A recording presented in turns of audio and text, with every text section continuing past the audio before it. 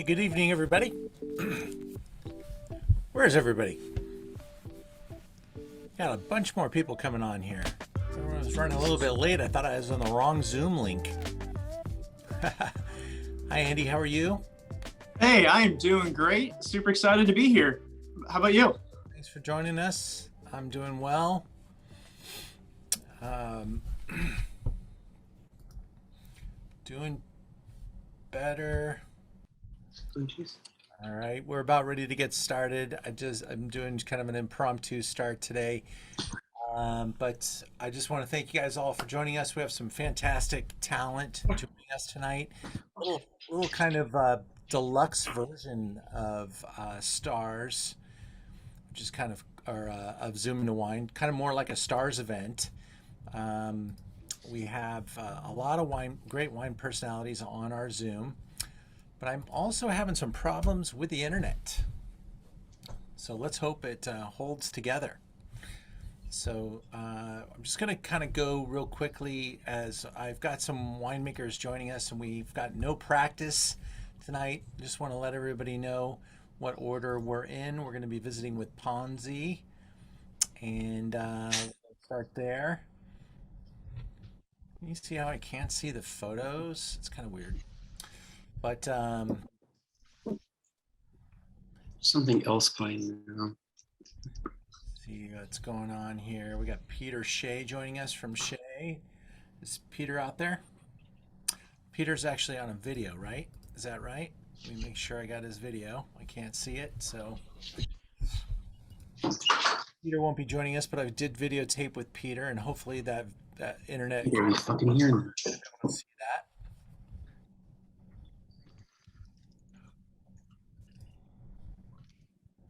Let's see. And then we're going to go to Tendril Winery.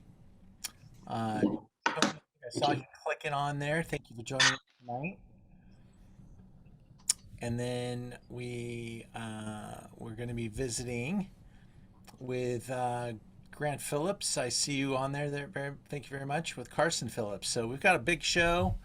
Let's begin. This is our weekly Zoom into Wine. My name is Ian Blackburn. I'm a winemaker. I'm a wine educator. I'm a wine fan. I also run a wine store called Merchant of Wine, where all these wines are available. And we are very excited to learn what's going on in Oregon tonight in a program that we call Oregon Essentials.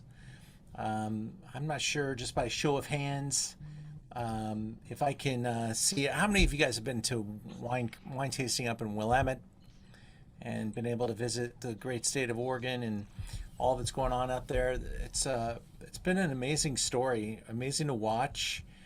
I wish I could say it's a surprise. It's not. It's like it was completely laid out in a perfect, perfectly organized path. But Oregon continues to take share, continues to be a great place to grow grapes. The wine quality is excellent. The price value proposition that they're offering, the wine world is really, really terrific. And we're going to taste with some really great brands tonight. Those of you that are joining us on Zoom or perhaps even watching on our Facebook page, or even in the future as we record this and put it in our Zoom library.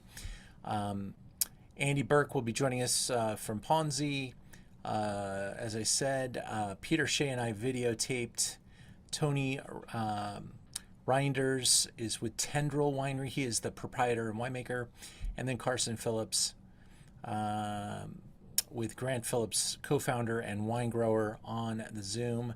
Let's get things rocking and rolling here as we get our first wines in the glass and we transport ourselves to Oregon, to the northern part of Oregon, up and around Portland and into areas known as the Willamette. And we'll be kind of dotting ourselves all over the place today with some beautiful wines. And let's get started with our first wine from Ponzi Vineyards and Andy Burke. Let's take us to Ponzi. And sorry again if we have some internet slow. It's kind of really slow. I might click 2 or 3 times and pass a slide. So be patient with me. I'm doing my best here with I'm going to switch the internet to a bicycle powered thing or something so it works a little smoother. But hi, Andy.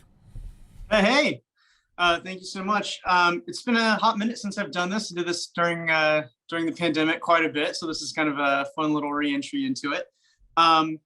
Just Ian, are these going to be a little bit kind of engagement, or do you want me to just kind of talk a little bit? Yeah, let me share the slideshow, and I'll take. Oh, I've got that in front of me. No worries with that.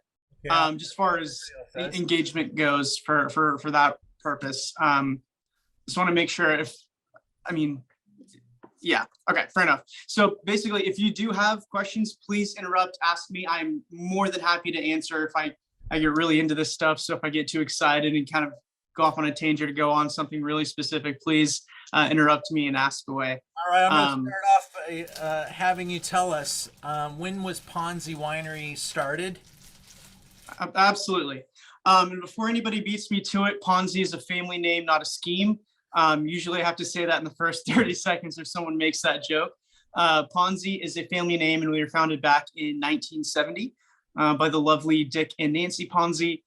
They are a couple in their early 90s now. They actually met in Southern California. So Dick was our first winemaker. He actually went to the University of Ann Arbor up in Michigan, for any good Midwest people out there, and studied mechanical engineering, and actually met his wife down in Southern California, where he was an Imagineer working for Disney. So if anybody's ever ridden on the teacup rides, It's a Small World, or Space Mountain, you have our first winemaker to thank for that. He helped design all three of those. He was on the team that designed the original Ford Mustang. He designed rockets for Lockheed Martin. A wildly talented individual who loves making things with his hands. And not to be outdone, his wonderful wife. What's that? Very accomplished. That's very amazing. Yeah, very much so.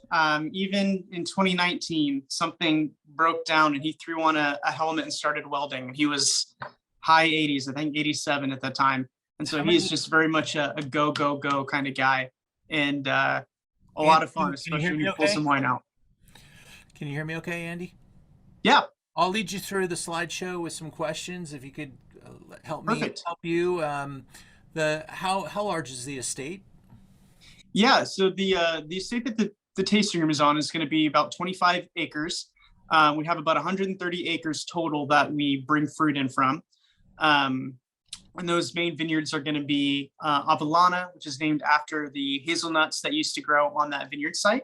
Okay. Abatina, that's going to be a 2-acre parcel planted in part of an experiment with Oregon State back in 1975. Abatina 2 is an exact clone of that vineyard, same elevation, same soil type, but on a different rootstock. The reason for that is phylloxera, unfortunately, is real, and it is just kind of a waiting game until that little mite infects Abatina, my personal favorite vineyard. And so to preserve that beautiful clonal selection, they cloned the entire vineyard. And that was in 2006. We have Madrona, which is a single vineyard of Pomard clone Pinot Noir. That's 9 acres. And then our biggest is going to be Aurora, and that's about 65 acres.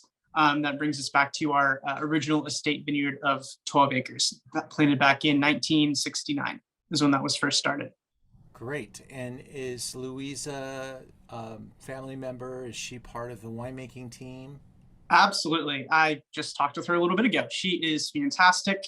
She is the youngest daughter of Dick and Nancy Ponzi.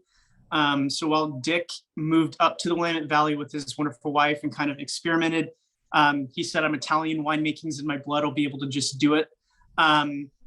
Louisa had the benefit of a classical education. So she actually wanted to become a doctor. She was so kind of inundated with talk about barrels and soil and grapes and vineyards that she said, I'm going to be a doctor, went to med school. And her father said, do one more harvest with me. And he kind of reeled her back in. She flew to France, became the first woman to win the Bavetta Award of Viticulture over there in Beaune, where she studied in Burgundy. So classical winemaking, kind of think about a Burgundian winemaker in the Willamette Valley is kind of how we're going to kind of describe the wine. So very much low intervention, hands-off approach, making really terroir transparent wine is going to be how she would describe her style. And so what she's really highlighting are the clonal selection, these gorgeous vineyards, and the soil. and then obviously letting the vintage do its thing and kind of speak through the wine. And so making decisions as a winemaker to her is all about making as few decisions as possible, to kind of really showcase what happens during each growing season. Excellent. And Pinot Noir and Pinot Gris are the two main drivers. You're also probably making some Chardonnay. Absolutely. So Chardonnay is Louisa's baby. So in the same way that her father pioneered Pinot Noir for the Willamette Valley, she's doing the same thing with Chardonnay. When she came back from Burgundy, she introduced Dijon clones to this region and helped really kickstart the, we call it the Chardonnay revival here in the early 1990s. But yeah, Pinot Gris and Pinot Noir, those are going to be our two most produced varietals. Pinot Noir, obviously the light-bodied, textured, finessed. Yeah, red wine is really the calling card of the region. And then Pinot Gris, we're actually very thankful we're on Laurelwood soil. It creates this unbelievable kind of texture. We're going to get this great body as well. Kiwi, pear, apricot, honeydew melon, white pepper. There's going to be things that we see vintage over vintage with the Pinot Gris grape. And the one you're drinking is going to be done in 100% stainless steel. Kind of joke with Louisa that she's her own target audience when she makes wine. And so when she has Pinot Gris, she's kind of imagining herself on a really nice summer day on her back deck with a nice salad overlooking the vineyard. Super refreshing and absolutely delicious. You know, Pinot Gris or Pinot Grigio, as it's known in Italy, it surprises me just how good these wines can be. They have such a great personality. They're so clean, so cleansing, so refreshing, and the style here is not overly manipulated. There's no real fingerprint on the wine. It's just all about the textures and characters that you get from the Willamette. This wine sells for under $20 a bottle down here in Los Angeles, and that is a great price. I have checked, and it is aggressive. We want to sell a lot of this wine, and so you can look around. I think you'll be very happy with our price point, and all the people on our Zoom tonight even have a little additional discount they can use to even take a little bigger, better swipe at these wines if you're impressed by them. Thank you so much, Andy, for presenting the wine that we're tasting today, the Pinot Gris, no wood, no malolactic. Correct. Absolutely. She's going to be, when she's making this wine, she'll have her kind of rounded, kind of lingering finishes for the Chardonnay. For Pinot Gris, she's all about that bright, crisp, refreshing finish. It's meant to be consumed early. She does not want this Pinot Gris to really kind of age for too long. It's meant to be enjoyed as the beautiful varietal that it is. Excellent job, sir. Thank you for your time. And Of course. we appreciate being able to taste it with you and for tuning in with us all the way from Willamette. And are you guys done with harvest now? No, we started bringing in fruit on Monday. All right. So we are just getting going. And it's a lot of work, but it's a lot of fun. That's great.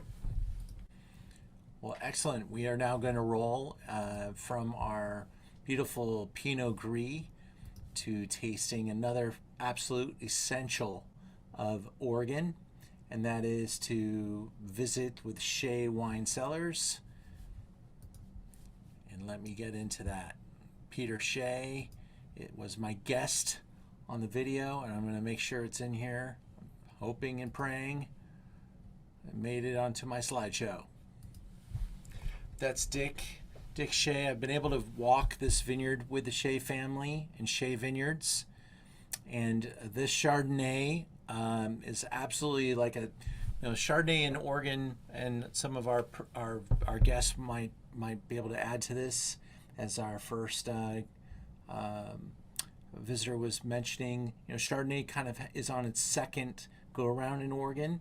The first efforts didn't necessarily strike the mark, and they just kind of analyzed what Oregon can do to really bring Chardonnay up in quality, and they've been nailing it. And so this 95-point wine from the Shea Vineyard is gorgeous and fantastic.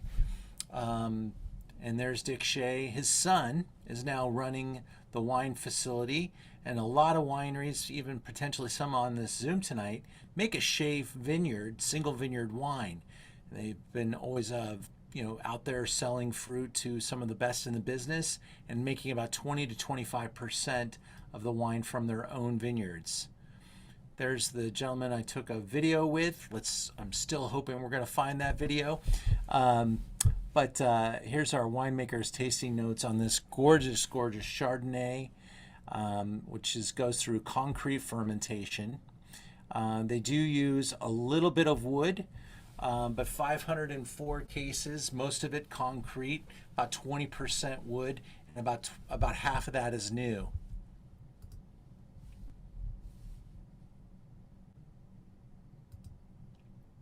And I'm not seeing my video, so I apologize. I might come back to it or send it out to everybody so that you can watch my interview with Peter Shea, as he was involved in getting up early in the morning and talking to me because he knew he was going to be in harvest at this time.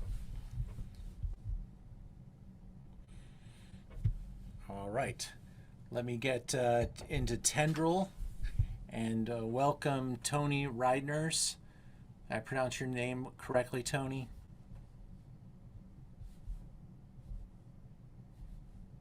Can't hear you yet. I know you're out there. Sorry about that. I didn't realize I was muted. So yes, no, last name is pronounced Reinders, Rynders. Reinders. Can see it. Yeah. Still looking. Yeah, like Ryder with an N. Got it. Yes. Sorry about the mispronunciation. Not a problem at all. Let me replace. But anyhow, it was important for me to be here in person. For those of you who are spending part of your evening visiting, much appreciated. Harvest has barely gotten underway here in the Willamette Valley, very uncharacteristic for this time of year. Usually we're quite in the thick of it. I was very taken by the wine I was presented, called Child's Play, and it's a great part of our store. I think it hits a fantastic price point, and it's a really beautiful effort. Can you tell us a little bit about that particular bottling? Yeah, no, absolutely. And just if you will allow me just a moment to, I guess, kind of put it into context. So I've been making wine here in the Willamette Valley for about 25 years, plus or minus. And over the last 14 years or so, been making wine for myself and a small handful of really wonderful people, my clients, but they're more like friends. And I started my first brand called Tendril in 2008. And then I added Child's Play to the lineup in 2014. So the wine that we're talking about is the 2021 Child's Play Pinot Noir. And Child's Play is a brand. First of all, I'll start off by saying the name is a double entendre. And so the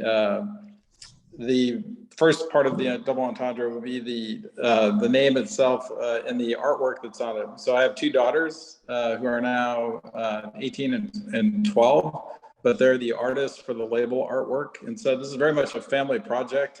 And I really wanted to take on the challenge of coming up with a lineup of wines that I thought were excellent values, but also delivered a lot for the price point. And so that's really what this is about. And Child's Play, as you can tell, this is a 2021 Pinot Noir. Child's Play is about really highlighting and showcasing, if you will, capturing the kind of the youthful exuberance of the varietals. And here, this is 100% Pinot Noir that's fermented in small lot fermentation vessels. And we're using the same fruit sources as we are for our Tendril wines, which are at a significantly higher price point. And Tendril is about showcasing the range of the varietal Pinot Noir and increasingly Chardonnay, whereas Child's Play is about having one presentation per varietal. So here we've got the Child's Play Pinot Noir, and it really is an extremely enjoyable wine to essentially put in the glass and kick back and just really kind of take in a little bit of the Willamette Valley. Are you the grower of this fruit? Are you buying fruit, or how are you sourcing this wine? Yeah, the answer is a little bit of both. Okay. So we both of these brands, both Tendril and Child's Play, are very, very small. I think Child's Play production in 2021 was about 1,500 cases in total, and the Pinot Noir was about 800 or 900 cases. So very, very small production. And Tendril is yet again smaller than that. So it's about 1,000 cases in total for 8 different offerings. Child's Play, we have 5 offerings in the lineup. And so we wanted to, I guess, continue to embrace that, which we really believe is very important for the type of wines that we're making, which is to incorporate a range of vineyard sites that I've hand selected for their contribution in this wine, and to really create a wine of dimension and seamlessness. So what I really put as a centerpiece for our style is that the wines are very textural, they're very approachable, but also they have a lot of complexity to them as well. And is stem inclusion anything that you guys do at this level? Is this wine that's goes without that type of production? Yeah, I mean, honestly, whole cluster fermentation, or stem inclusion, as you refer to it, is something that I've tackled over the last 12 years or so as an increasingly fascinating contribution or contributing winemaking input or technique to the style of wines that we're making. Child's Play is, I would say, very much it's on the lower side of its presence in this particular bottling. Probably somewhere between 10%, like 10 to maybe 15% of the wines have some level of whole cluster fermentation. For Tendril, we actually use it as a tool to differentiate our lineup, where we go from having an offering that's destemmed in the form of extrovert all the way to 100% whole cluster offering that we call C note. And so we use it as a tool to kind of showcase different flavors and textures of the of Pinot Noir in the Willamette Valley. And so I become an increasing fan of its contribution to the wines we're making. There's a wonderful richness and color, and that word playfulness to this wine is it's certainly ingrained in the name, but also just part of the notion of this wine. It's just super approachable, and I think it's got enough weight. I know that there's some other larger producers that can make an Oregon Pinot Noir and maybe get it down to $18, $19, but it's so thin at that price point that you kind of lose some of that joy. And here you have really stuffed this wine with some really wonderful character, and it's obviously a young wine, but it really Yes. delivers. It delivers fast and furious. I think it's really a beautiful offering. Well, it seems like every year we kind of have, I would say, a radically different growing season, and just kind of different challenges that we have in order to make wines each and every year, but also they have different personalities. And 2021 was an anomaly in the fact that the seed contribution, or the seeds in general for most of the grapes that we were bringing into the winery, were very much on the lower side. So it made this wine a little less structured and tannic, and it made it a possibility to actually be selling this wine, within the first year or so of its life, which is wonderful. I suspect, we won't see another vintage quite like this, but stylistically, you'll see something familiar each and every year. And I guess my challenge to myself was to have a wine that would be a segue, if you will, to other wines we're making as well. So an introduction. I think it's so important for folks that both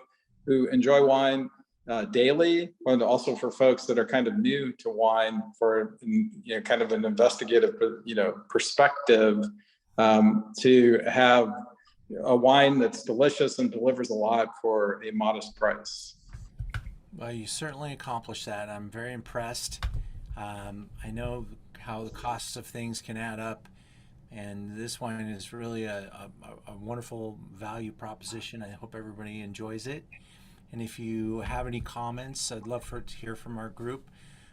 We did discover the Shea Vineyard video, so we're going to go back to that in just a second, everybody. And I apologize for my disorder, but I did lose my hat today, and things have kind of come undone a little bit all day today, so we're going to pull it back together.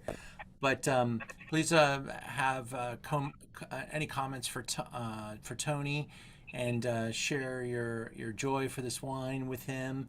And I think it's going to be in our store on a continual basis, buddy. It's really, really delicious, and I enjoy having something at this price point that I can be proud of. So kudos to you.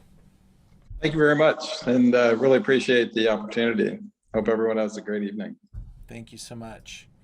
All right, so as I said, I will now share the Shea video that I was able to get my hands on here.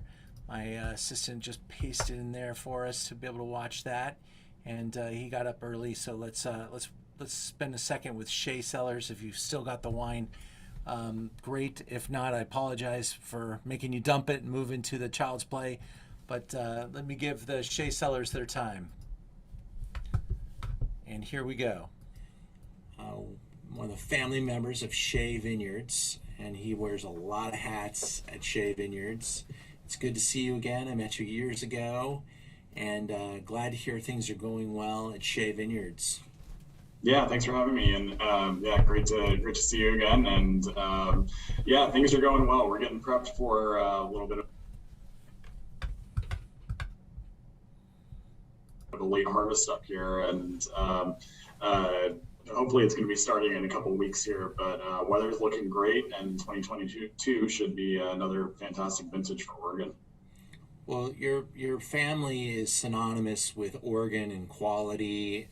Kind of your roots go back to kind of the beginning moments where Oregon was breaking away from being a place where a few farmers were setting up, and then all of a sudden some great wines started to come out, and a lot of them had the Shea Vineyard name. Your vineyard is how many people make a Shea Vineyard wine today?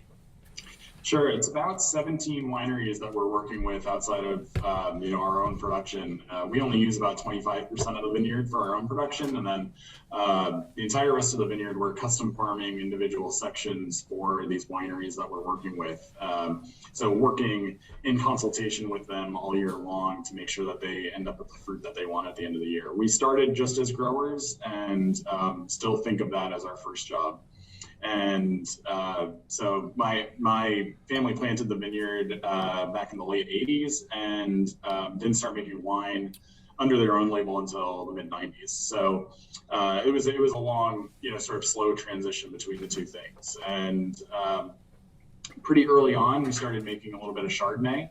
And it's always been a little bit small because Oregon was known first for Pinot Noir, but we really believed in Chardonnay. We liked Chardonnay a lot, and so we've continued to beat that drum. And now over the last, I don't know what it is, 8 years or so, it's seems to really be catching on. The word's getting out finally that Oregon produces a lot of really good Chardonnay.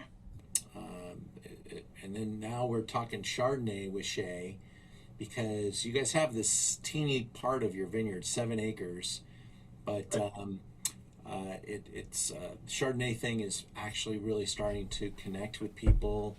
I think the first Chardonnays that came out were big and bulky and luscious and creamy and things like that. And today they've become a little bit more elegant and higher acid, and kind of changed with the trends that are in Chardonnay as well. Do you like those comments, or do you want to change that statement? No, I agree completely. It's taken as I said, we liked Chardonnay early on, but it did take a while of learning how do you make Oregon Chardonnay? What does this place need from us in order to produce great Chardonnay? And of course, the first inspiration for for a lot of the winemakers, I guess I should say, who started up here were coming up from California, and they knew how to make, California Chardonnay really well. And it took a while before we realized, you don't want to get it really ripe on the vine. And in fact, retaining a lot of acidity is really going to make something that's very different. And, certainly there was trial and error for us as much as anybody. I think, it is probably 10, 12 years ago where we really started to hone in on that style of, picking the grapes actually based on pH instead of the sugar level, and retaining that natural acidity, and being really pleasantly surprised by the amount of, stone fruit flavors and things like that the Chardonnay would present at that kind of acid level. And so we're still refining it. I always say, there's nobody out there who knows everything about wine. We're all constantly learning. In fact, the 2018 vintage Chardonnay is the first one where we started using some concrete fermentation and aging methods as well, which I think adds some really nice roundness to the Chardonnay. It pushes a little bit more sort of apple types of flavors in there. It's a small part of the Chardonnay, but it really adds complexity and some minerality there. So yeah, we're always learning, but I think the Chardonnays right now that are coming out of Oregon are really fantastic. For sure. And I kind of think we're, not really talking about it, but I think, we're officially, we're kind of always looking at the wine industry in the rearview mirror and seeing, talking about the trends that are, and 8 years is a long time for a trend. But we're kind of at this moment now where we got to kind of be real and say, I think the Chardonnay industry really cleaned up its act and worldwide. I mean, I think Chardonnay is actually kind of booming right now in a strange way, in an upward direction. We're seeing higher prices. We're seeing higher demand for the higher priced wines. You can trace that to white Burgundy. You can trace that to California's best and Oregon's best. And, we're no longer trapped in the certain mindset of pricing framing where, a Chardonnay needs to be $29.99. And we are launching better wines because the price can support that. And I think that's really healthy.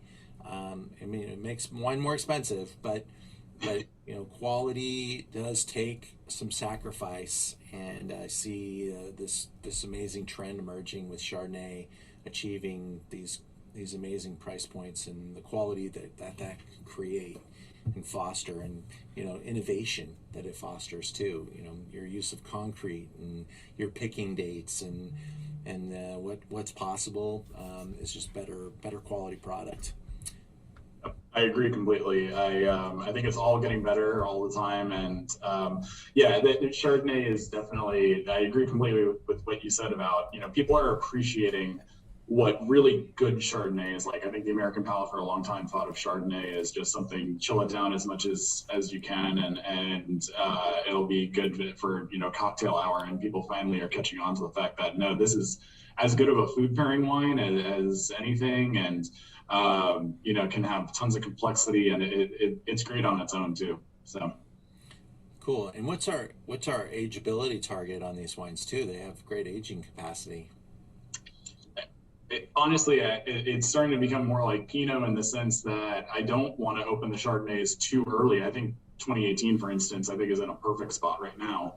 I think I'm drinking right now anything from 17 through 19 of our Chardonnays, and they're all fantastic. That's cool.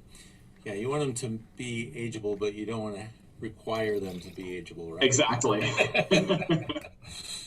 Well, thank you so much for talking to us about your beautiful wine. And next time you come to LA, look us up because we'd love to do a winemaker dinner with you. Thanks for having me, and thanks for helping promote Oregon Chardonnay. Love it. Have a good one. All right, you too. All right. Again, apologize to everyone for the disorderly order of the presentation tonight, but we are pulling it together, and that was Peter Shea who gave us his time, and I wanted to make sure you saw that because The Shea Chardonnay is spectacular. It's so good. And hopefully you guys try it, if not before or during that video presentation.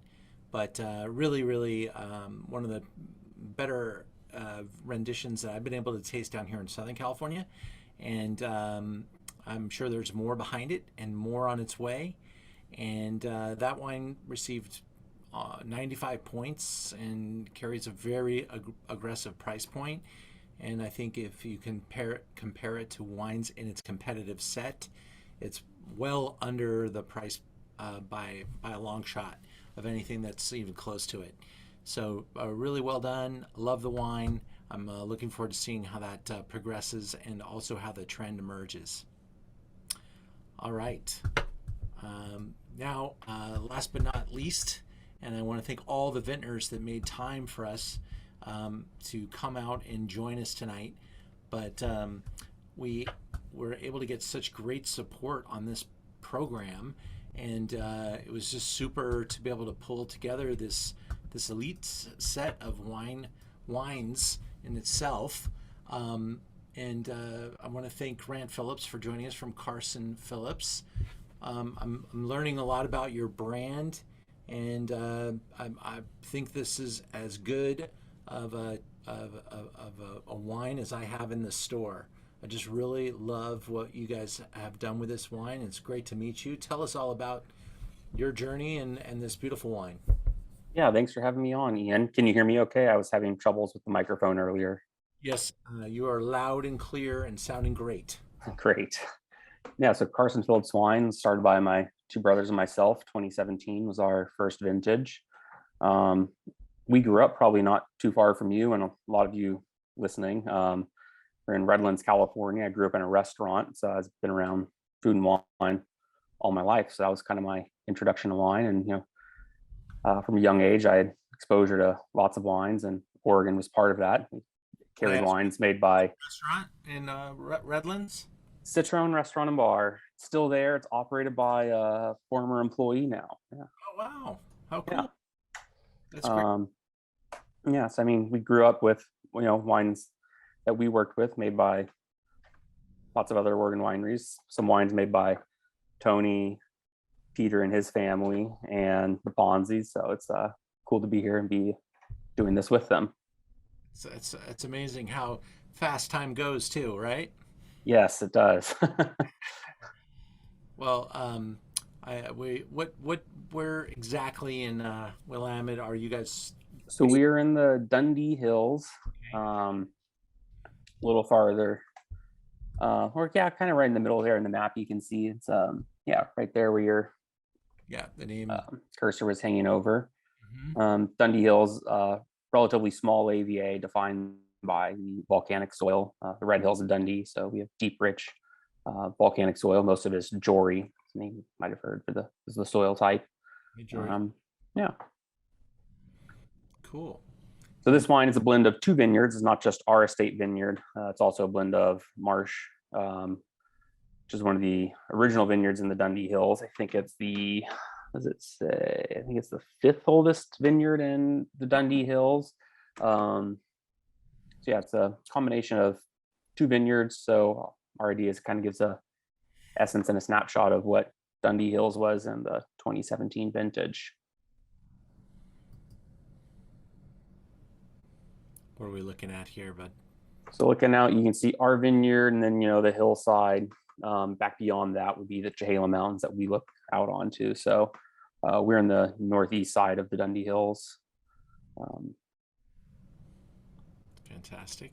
And then on the right, it's another snapshot of ours. And then the hills you see rising up beyond us will be kind of facing south, and just rolling over that hill is where, behind us is where you'd find Marsh, which makes up a good chunk of this wine that's in your glass tonight. I'll promote our future tastings in a minute, but let's taste this wine with you. And while I don't think of the color as being something that I look at right away and say I'm going to like this wine or I don't like this wine, this wine does carry a little lighter color. Certainly does. I'm wondering, is that because of stem inclusion, or is that something you guys are doing? Yes, that does factor into it. Usually, typically, I think wines that are fermented with whole cluster do have lighter color. There's a chemical explanation for that. I'm not a chemist and I can't give a great explanation for it. I know that's one of the outputs though.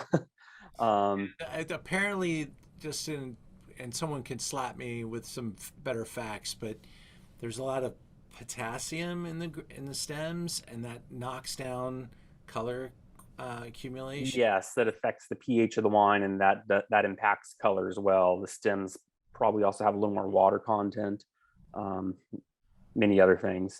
It affects how the wine ferments. The kinetics of the fermentation are very different. I think the fermentation stay a little cooler, which also probably gets a little less extraction, a little more color. So both vineyards are farmed organically and they're dry farm, no irrigation. That's the case for most of Oregon. But through organic farming, dry farming, low yields, I feel like we're starting with fruit that has good concentration and good depth to it. So once we've harvested that fruit, we're in the winery, I try to think of the fermentations a little more as an infusion rather than a heavy-handed extraction. So stylistic approach from my point, but I'd say in general, yeah, these wines do have a little lighter color, meaning the red spectrum of things, not getting into the darker colors and characteristics. Well, when I smelt the nose, I immediately said I really like the way that they played with the whole cluster, and you can feel that in the mouth a little bit too. Mm-hmm. There's a little bit of that the wood of the cluster kind of Mm-hmm. in that mouth feel, and it's a very savory and Mm-hmm. complex component to the wine. Not everybody likes it like I do, but I do think this wine really achieves some fantastic balance, and I think that this wine's going to age really well. I think it keeps getting better every time I taste it as well. So that's a sign that it's going to continue to improve. I'd love to have people ask Grant or any of the winemakers that are still with us. I did tell them they can bounce off as soon as they want, because it is harvest and they're all probably as sleep deprived as I am. But please ask any questions and make any comments that anybody has about any of the wines or the wine that we're tasting right now. Love to hear from you guys that are drinking along at home. We have people from all over the place on this Zoom tonight, and some of them are just watching carefully and quietly, as usual, even though I have to sometimes kind of prod people. Denise, what did you think? I was like, oh, why am I first? Oh my God. No, I think honestly the last one is probably my favorite. Yeah. The Carson Phillips. Nice. And what do you like about it? I like that it seems a little fruity. It's not, I liked the other one, the Child's Play, but it was a little heavier than I guess I would normally expect from like a Pinot Noir. So this is a little lighter like I would normally expect, but I like them both.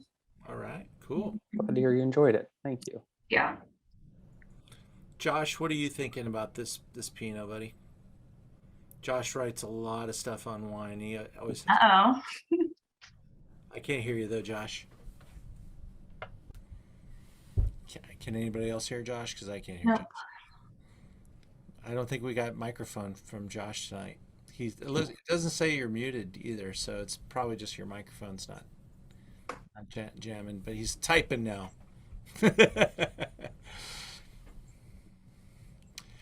Ray and Barb, how are you guys doing? Good to see you again. Yeah, we have things going on Wednesday nights, so we don't often get on here anymore, but I'm glad we're on this evening because these have been really good. And again, particularly this Pinot, as the other person mentioned, really, really nice. I like the kind of earthiness to it, had a really nice finish on there. So good job, Grant. Did you say this was your first vintage? This is my first vintage making our own wine, correct? Yeah. Glad to hear you enjoyed it. Thank you. Glad you're enjoying it this evening. Who made them before you did? It's a new brand. It's started by my brothers and myself. So this is our inaugural vintage. Yeah. Oh, I didn't know that this was your first one. Mhm. Wow. Okay. I Yeah. didn't I'd catch spent that. years before that interning with other wineries and taking viticulture classes at Washington State. But this is my first vintage doing our own. Cool. Yeah. The vineyard that you're sourcing, Marsh, I've seen that before, right? Some other folks make a Marsh. A few others do. There's the Arterberry Marsh label, made by Jim. He's the I think third that's generation of that the family one. working there. And then I know Winderley and Kelly Fox is another winery she sources from there. I don't know if there's any others sourcing Pinot from there. We only were getting the fruit this year in 17. Afterwards, working with our vineyard and a couple others after that. But I think less and less people are sourcing from there as the family keeps more of the fruit. Yeah. If people want to come visit you, do you guys have a tasting room or a wine facility, or are you custom crushing, or what's your status? We don't have a tasting room. We rent space in someone else's cellar to make our wine. Occasionally we can host there.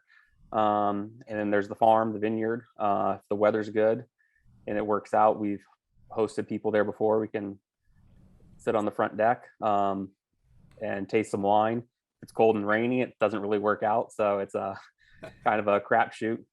Late spring, early summer is a good time. But other than that, I don't have much of a place to host people. We make a small amount of wine, between 500 and 700 cases. So we don't have a tasting room yet. Very good. Very good. Yeah. But Cool. if you're up in the summer, we'd love to host you and have you by. Well, I knew you were a small brand. I didn't realize how small, but it's great. And you're with a good distributor here in Southern California. They're going to do well by you. And I'm really happy to have the product. And if those of you that haven't seen it, it's beautiful packaging as well. You did a nice job on that. And so congratulations all the way across the board. Thank you, Ian. Thanks everyone for joining and being on tonight. No problem. Natalie, how are you? I get to see you in person tonight. Yes, you do. Hello. Hello from Nebraska. Yeah, fantastic. So unfortunately, I kind of do a hybrid work environment, work from home some days, work in the office. And unfortunately, I got called into the office today, so I couldn't accept my UPS delivery. I had no one home, 21 or older. So I am not getting to enjoy the wines tonight, but I'm taking all my notes, and I will definitely revisit my notes when I get to sample the wine tomorrow night. They will arrive tomorrow, I'm sure. Well, thanks for joining us.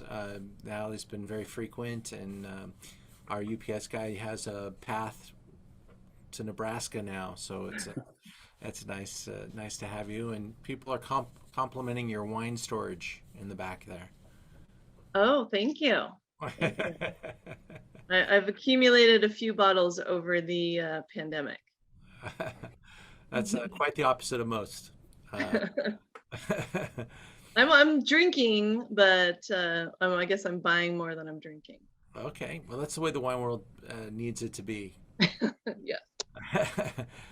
Well, Grant, thank you so much for joining us, and to all the others that joined us as well. Really enjoyed the Child's Play. Tony, thank you so much. And for the good folks at Ponzi that joined us, thank you so much for the Pinot Gris. From a price point standpoint, it's one of our best-selling wines. Ponzi Pinot Gris, we've probably sold 15 cases this year, so it's continuing to just charge through the store. And the Chardonnay, I personally think it's still a part of our wine discovery to think about Oregon and Chardonnay. It's certainly happening in Oregon.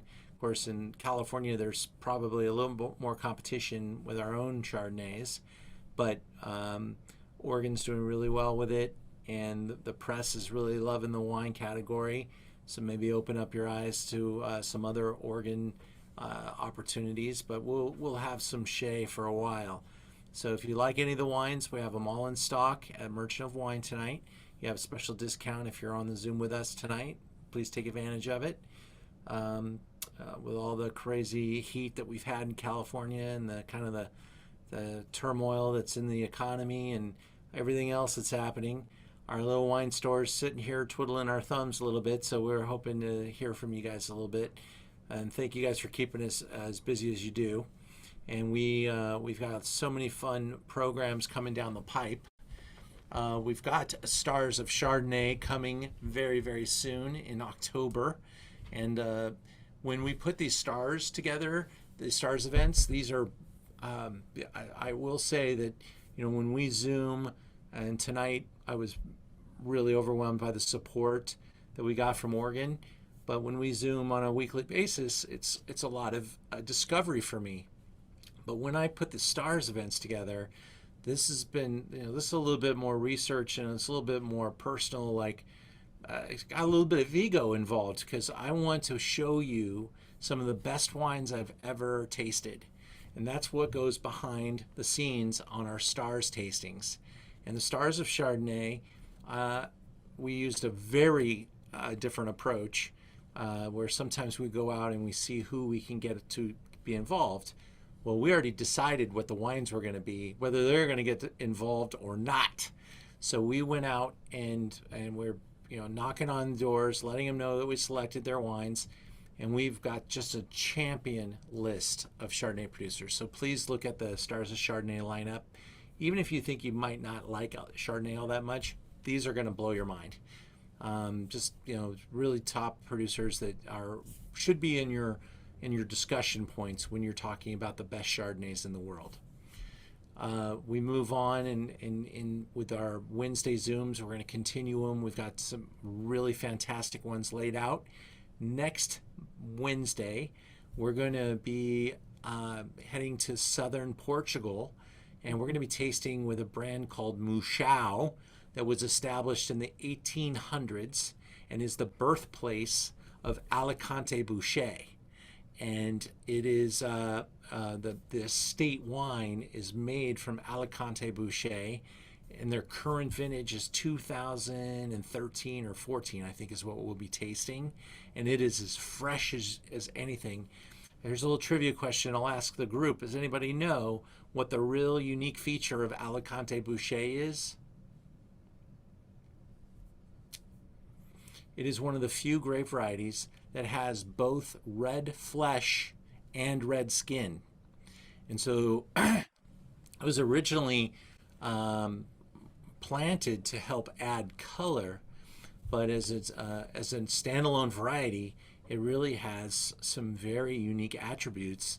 And if there's one place in the world that's really great for Alicante Boucher, it's in the southern part of Portugal. So we'll be there tasting with Mouchao. We actually recorded that session early this morning. They finished harvest yesterday, and this morning for me was this evening for them.